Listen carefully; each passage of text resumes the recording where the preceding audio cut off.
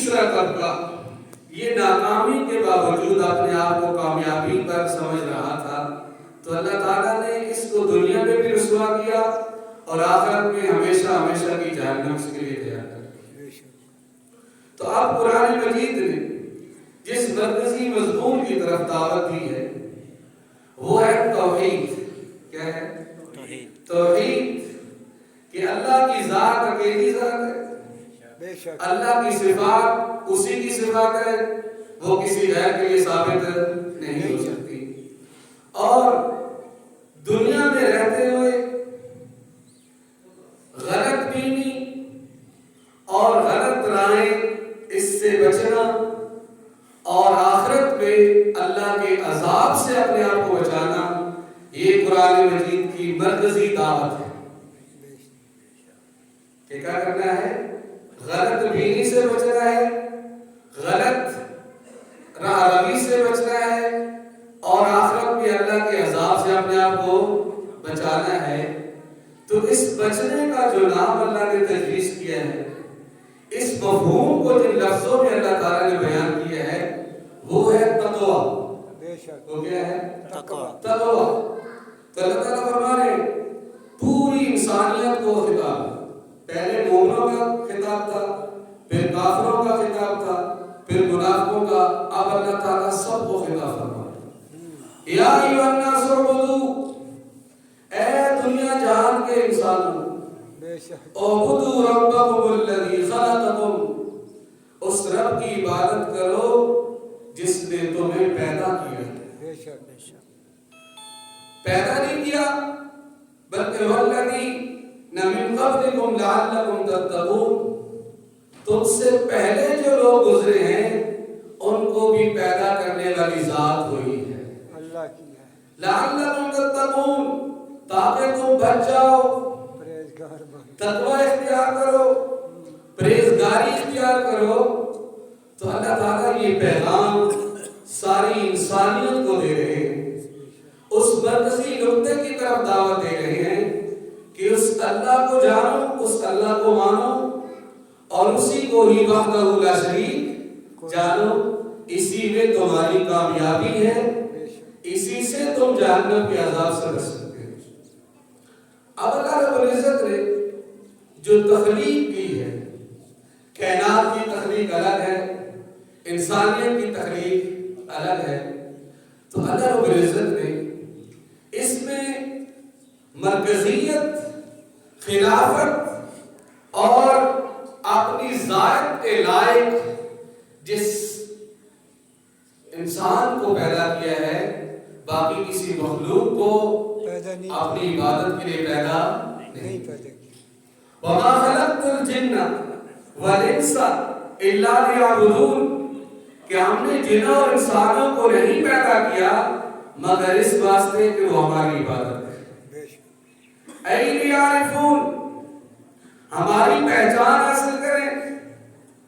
تو پھر اللہ رب العزت نے جب اس کائنات کی تخلیق کی بات کی ہے تو آگے قرآن میں آ رہا ہے وَالَّذِي خَلَقَ السَّمَاوَاتِ وَالْأَرْضَ فِي سِتَّةِ أَيَّامٍ، کہ وہ ذات وہ ہے کہ جس نے آسمانوں اور زمین کو 6 دنوں میں پیدا کیا ہے۔ اچھا، تو آپ کو معلوم ہے کہ دن اور رات کا تصور وہ سورج اور چاند سے جڑا ہوا ہے۔ کس سے جڑا ہوا ہے؟ سورج اور چاند۔ سورج نکلتا ہے تو دن سمجھ میں آتا ہے، رات کو جب سورج غروب ہو جاتا ہے، چاند نکلتا ہے تو رات سمجھ میں آتی ہے۔ تو اللہ رب العزت نے فرمایا کہ میں نے 6 دنوں میں پیدا کیا۔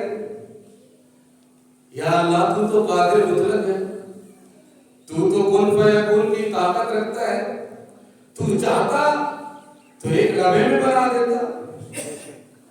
اچھا، پھر جب چاند نہ تھا، جب سورج نہ تھا، دن اور رات کا تصور نہ تھا، تو پھر یہ 6 دن کیا ہے؟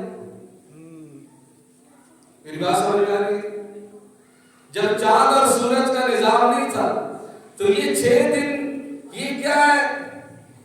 تو اللہ تعالیٰ اصل میں تخلیق سمجھا رہے ہیں کہ یہ جو مادیت ہوتی ہے اس میں تدریج ہوتی ہے۔ کیا ہوتی ہے؟ मादियत इसका ताल्लुक तखलीक से है और इसमें क्या होती है, तदरीज होती है, वक्फा होता है। और एक है अल्लाह का अम्र, अला लहुल खल्क वल अम्र, कि खबरदार उसी जात के लिए तखलीक भी साबित है और अम्र हुक्म भी साबित है। तो अल्लाह ताला जब अपना अम्र चलाते हैं तो उसमें तदरीज नहीं होती, और जब तखलीक करते हैं तो उसमें तदरीज होती है, क्योंकि तखलीक का ताल्लुक मादियत से है। और अल्लाह की जात जो है वो बरा और बरा जात है, अल्लाह की जात को ज़वाल नहीं है, तो उसके अम्र के अंदर भी तदरीज नहीं है। यही वजह है कि अल्लाह ताला फरमाते हैं सुम्मा जअलनाहु नुत्फतन फी क़रारिन मकीन, कि फिर हम क्या करते हैं कि इंसान का जो लुत्फा है उसको रहम मादर में करार देते हैं। फिर क्या होता है, सुम्मा खलक़ना नुत्फता अलक़तन फखलक़ना अलअलक़ता मुद्ग़तन फखलक़ना मुद्ग़ता इज़ामन फकसौना अलइज़ाम रहमा, कि हम क्या करते हैं, लुत्फे को क्या बनाते हैं, आलका बनाते हैं, आलका मुज़ग़ा बनाते हैं, फिर उस पर हड्डियां और गोश्त चढ़ाते हैं। तो ये अल्लाह की तखलीक है। ये क्या है, अल्लाह की तखलीक है। तखलीक में तदरीज है, मरहला वारियत है। तो अल्लाह ने जमीन और आसमान को बनाया तो 6 दिनों में बनाया, तदरीज से काम लिया, और जब इंसान को वजूद बख्शा तो उसमें भी तदरीज है। क्यों, वजह क्या है, मरकजी नुक्ता क्या है, समझने की क्या चीज है कि जिससे आपको तखलीक और अल्लाह का अम्र समझ में आ जाए। तो आप बताएं कि एक शख्स की शादी हो और दूसरे दिन बच्चा पैदा हो जाए, अल्लाह की कुदरत से तो ये हो सकता है, लेकिन क्या इस शख्स का जो एक इज्जत का मेयार है ये मुआशरे में बरकरार रह सकेगा? नहीं। इस पर मुझे एक लतीफा याद आया। मेरे इस कादिर मोहतरम जिनसे रेमिया खान से मैंने तजवीद पढ़ी है, वो यहाँ भी तशरीफ लाते रहते हैं, तो उनका जरा हमसे बड़ी मोहब्बत है, तो बाद दफा मजाक भी करते रहते हैं। तो मुझे एक दफा फोन किया कि सरगोदी बताओ कितने बच्चे हो गए? मैंने कहा उस्ताद जी एक बेटा है। तो कहा कुल मिला के कितने हो गए? मैंने कहा जी 3 हो गए, एक मेरी घर वाली, एक मैं और एक बच्चा। तो फरमाने लगे अल्लाह का बंदा, कुरान की बरकत तेरे पास, हदीस की बरकत तेरे पास, और जनाब फिक़ह की, उन्होंने जितने उलूम हमने पढ़े थे सारे गिनवा कर फरमाया कि इतनी बरकत तेरे पास है और अभी तक एक ही बच्चा लिए फिर रहे। साथ फरमाया कि हमारे इलाके में एक कारी साहब की शादी हुई है, उनका 11वां दिन था, बच्चा पैदा हो गया, लोग कह रहे हैं कुरान की बरकत से हुआ। तो वो कैसे हुआ, क्या हुआ, उससे हमें गर्ज नहीं है। ये लतीफा सुनाने से मकसद ये है कि अगर किसी का बच्चा दूसरे दिन, तीसरे दिन, हफ्ते में, महीने में पैदा हो जाए तो कहने वाले क्या कहेंगे, ये इसका नहीं किसी और का है। तो इस वजह से अल्लाह ताला ने तखलीक के अंदर तदरीज रखी कि मरहलावार नुत्फा रहमे मादर में गया, फिर उससे वो गोश्त का लोथड़ा बना, फिर वो लोथड़ा और पुख्ता हुआ, फिर उसके अंदर हड्डियां आई, फिर उसके ऊपर अल्लाह ने गोश्त चढ़ाया। तो 9 महीने के बाद बच्चा जब पैदा होता है तो सभी कहते हैं कि ये बच्चा फलां साहब का है, वरना अल्लाह ताला कुदरत से ये सारा कुछ कर सकते हैं।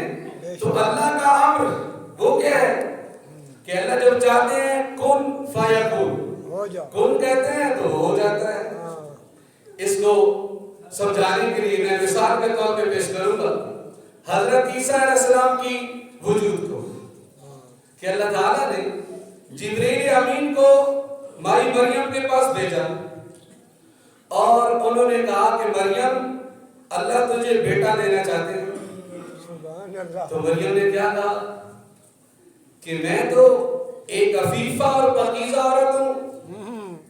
وَلَمْ يَمْسَسْنِي بَشَرٌ وَلَمْ أَكُ بَغِيًّا، مجھے آج تک کسی بشر نے چھوا نہیں، میری شادی نہیں ہوئی اور میں کوئی بغاوت والی عورت بھی نہیں ہوں. تو بچہ کیسے ہوگا؟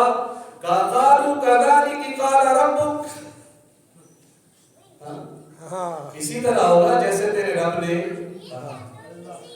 تو جبریل امین نے ماں مریم کی آستین کو پکڑا اور اس میں پھونک ماری. سبحان اللہ. تو اس سے کیا ہوا؟ بچہ پیدا ہو گیا. حضرت مریم حاملہ ہو گئی. پریشان ہو گئی کہ یہ کیا ہوا، معاشرے والے کیا کہیں گے کہ مریم کی شادی ہوئی نہیں، بچہ کہاں سے آیا؟ فحملت فانتبذت فأجاءها المخاض إلى جذع النخلة قالت يا ليتني مت قبل هذا وكنت نسيا منسيا. کھجور کے تنے کے ساتھ ٹیک لگائی اور کہا کہ یہ کیا ہو گیا، کاش میں بھلا دی جاتی، میرا نام و نشان مٹا دیا جاتا، میں کیا منہ دکھاؤں گی اپنے معاشرے کو، اپنے خاندان کو. تو اللہ تعالیٰ نے کیا فرمایا کہ تجھے پریشان ہونے کی ضرورت نہیں ہے. تو نے اپنی قوم سے کہنا ہے کہ میں تو روزے سے ہوں، جو بات کرنی ہے اس بچے سے بات کر. تو یہ بچہ خود بتائے گا کہ یہ اللہ کا امر ہے، اللہ کا کام ہے. اس لیے عیسیٰ کو روح اللہ کہتے ہیں. کیا کہتے ہیں؟ ظاہری طور پر تو عبداللہ ہے، لیکن حقیقت میں روح اللہ ہے، اللہ کا امر ہے. بے شک. یہ جیسے عام بچوں کی پیدائش ہوتی ہے ویسے نہیں ہے، یہ اللہ کی امر سے ہوئے ہیں، یہ روح اللہ ہے. تو جب انہوں نے کہا یا اخت ہارون ما کان ابوک امرأ سوء، کہ نہ تو تیرا باپ ایسا برا تھا اور نہ تو ایسی تھی، بچہ کہاں سے آیا؟ تو اللہ تعالیٰ نے کہا تھا کہ تو نے نہیں بولنا، یہ بول کر بتائے گا. سبحان اللہ. کہا اس بچے سے بات کرو، اس سے پوچھو. کہنے لگے کہ کبھی گود میں بھی کوئی بچہ بات کرتا ہے؟ کہا پوچھو، یہ بات کرے گا، اپنی ماں کی صفائی پیش کرے گا. سبحان اللہ. تو جب ان سے پوچھا گیا تو کیا کہا؟ قال انی عبد اللہ. سبحان اللہ. کہا میں اللہ کا بندہ ہوں. آتانی الکتاب ولم یجعلنی نبیا، آتانی الکتاب وجعلنی نبیا، اللہ نے مجھے کتاب بھی دینی ہے، مجھے نبی بھی بنانا ہے. سبحان اللہ. تو میں آپ کو سمجھا رہا تھا کہ اللہ نے تخلیق کی ہے، تخلیق میں تدریج ہے، ایک اللہ کا امر ہے، امر کے اندر تدریج نہیں. تو اللہ جب اپنا ارادہ فرماتے ہیں کسی چیز کے ہو جانے کا تو وہ ہو جاتی ہے. کن کہتے ہیں فیکون ہو جاتی ہے. تو یہ تخلیق مادیت کی ہے اور مادیت میں میں اور آپ آتے ہیں، اس لیے ہمارے کاموں میں ہماری بڑھوتری میں تدریج ہے. بچپن سے لڑکپن ہے، لڑکپن سے جوانی ہے، جوانی سے بڑھاپا ہے. تو یہ تدریج ہے مادیت کی. ورنہ اللہ رب العزت کا جو امر میرے اور آپ کے جسم میں صلاحیت کیے ہوئے ہے، جس کو روح کہتے ہیں. جب آقا دو عالم صلی اللہ علیہ وسلم سے سوال ہوا تو اللہ نے جواب ارشاد فرمایا وَيَسْأَلُونَكَ عَنِ الرُّوحِ قُلِ الرُّوحُ مِنْ أَمْرِ رَبِّي. یہ آپ سے روح کے بارے میں پوچھتے ہیں، آپ بتا دیجئے کہ یہ میرے رب کا امر ہے. سبحان اللہ. تو جب اللہ تعالیٰ نے اس امر کو ہماری جان بنایا ہے، ہم اس سے چلتے ہیں پھرتے ہیں، اور جب اللہ اپنے امر کو واپس لے جاتے ہیں تو یہ جسم ناکارہ ہو جاتا ہے. ہو جاتا ہے نہیں؟ تو مادیت ہے اس میں، یہ مٹی سے بنا ہے، یہ گلتا اور سڑتا ہے، لیکن روح جب سے پیدا ہوئی ہے اس کو فنا نہیں، کیونکہ وہ کس کا امر ہے؟ اللہ کا امر ہے. اللہ کے امر کو فنا نہیں ہے. تو جس پر تخلیق کا عمل ہوا ہے اس کو فنا ہے اور امر کو فنا نہیں ہے، تو اللہ تعالیٰ فرما رہے ہیں کہ اس ذات کی عبادت کرو جس نے تمہیں پیدا کیا ہے اور تم سے پہلوں کو بھی پیدا کیا ہے. تو اپنی خلقت پر غور کرو تو تمہیں سمجھ میں آئے گا کہ تمہیں بنانے والی ذات کوئی ہے، وہ ذات تمہارا رب ہے. پھر اللہ تعالیٰ نے یہ نہیں کہا اعبدوا اللہ الذی خلقکم، کہ اس اللہ کی عبادت کرو جس نے تمہیں پیدا کیا، بلکہ اللہ تعالیٰ نے یہاں پر رب کا لفظ استعمال کیا. پتہ ہے رب کا معنی کیا ہوتا ہے؟ رب عربی میں ماں کو بھی کہتے ہیں. کس کو کہتے ہیں؟